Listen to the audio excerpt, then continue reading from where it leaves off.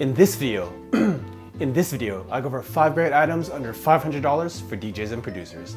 Find out which ones those are coming up.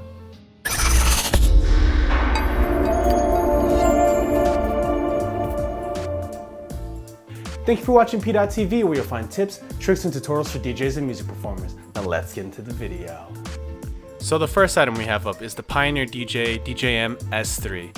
Now this is Pioneer's basic, very basic Serato DJ Pro mixer. Now it has the kind of look and aesthetic of the bigger brother, the S9, but really doesn't have that many features. Now it has the built-in sound card as well as the filter color effect, but besides that, it's pretty stripped down.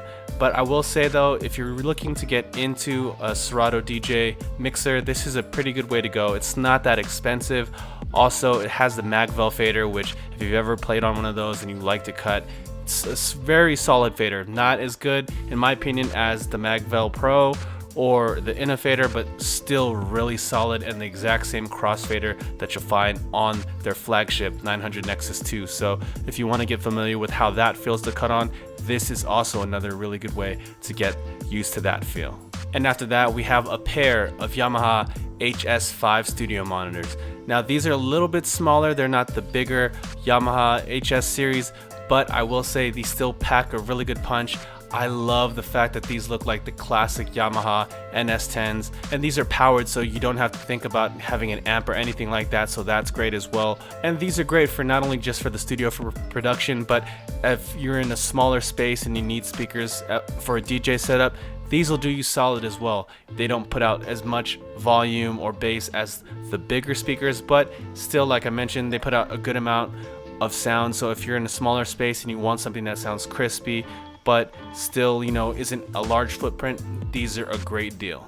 Now switching all the way over to the production side, we have one of my favorite kind of analog synths of the moment, and this is the Korg Mini Log. This is a 4-voice polyphonic analog synth, and this thing's just fully featured. I love the way, you know, this design is super clean, has a nice, you know, key bed as well. It's not just a, you know, 25 key, it's a, you know, one more octave on top of that, as well as just all the controls on the front, really easy to get around. And because everything is like a one-to-one control, and you know, there's like not that much shift functions going on, it's going to be really easy to learn synthesis, and it sounds great as well. So if you've been wanting to get into analog synthesis and you've been wanting a keyboard, you know, an analog synth, this is a great option, still under 500 bucks. Great deal in my opinion, and can cook up some really cool sounds. Now another great choice for analog synths in a small form factor is this is a Roland SC2. Now this is part of their boutique range, so you know, you can just have this module and plug in whatever, you know, MIDI keyboard you want, or they even have the dock with that small keyboard, which I really don't recommend. I'd recommend just plugging in your own keyboard with a full-size key bed, but this thing packs a punch as well. This, you know, kind of mimics the layout of the classic Moog, you know, Model D in some ways, but it does have its own sound characteristics as well. So if you want to get, you know, into that kind of sound, you can come up with some really sick bass sounds just like on the Model D, but they do sound a little bit different. It's not a clone, and I'm really happy with the way this thing has the sequencer built in too. So if you don't have the keyboard with you, you can still, you know, take the time out to sequence things with just this unit by itself. And just like all the other boutique synths from Roland, this is highly recommended and comes in at a great value in my opinion.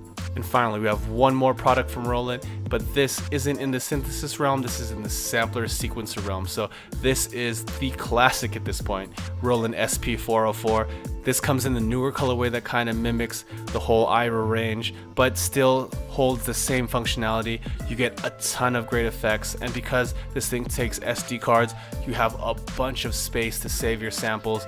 And I mean, if you've ever been, you know, into the LA beat scene, people like Flying Lotus or John Wayne and things like that, like, you know that this thing can really hold your whole performance with just using these pads and a big, you know, memory card. You can have whole songs loaded to pads using all the effects on this, so without having to bring a laptop, if you want to do a beat set, it's very possible to do it on just this device. And on top of that, this is, you know, a really great sampler sequencer in its own right too, so not just for performance, but for cooking up beats, this thing is awesome as well. I mean, there's been those stories that Madlib created the classic album Mad Villainy using the older brother to this, the SP404. So this has even more features and has even more effects and more things that you can do with this. So you know, you can cook up a classic hip-hop album with a less featured unit, then just imagine what's possible with this one. So if you've been looking for a standalone sampler sequencer and something that can be battery powered as well, so you can just take this on the go wherever, this SP404 is always a great choice. So that's a look at 5 great items under $500 for DJs and producers. If you're interested in purchasing any of those, links can be found down below in the description. And as always, if you found this video useful, please go ahead and give it a thumbs up. And if you haven't already, go ahead and click right here to subscribe to this channel. Or if you'd like to watch more content, go ahead and click on that video right there. And thank you for watching MP.TV, where you'll find tips, tricks, and tutorials for DJs and music performers. See you next time.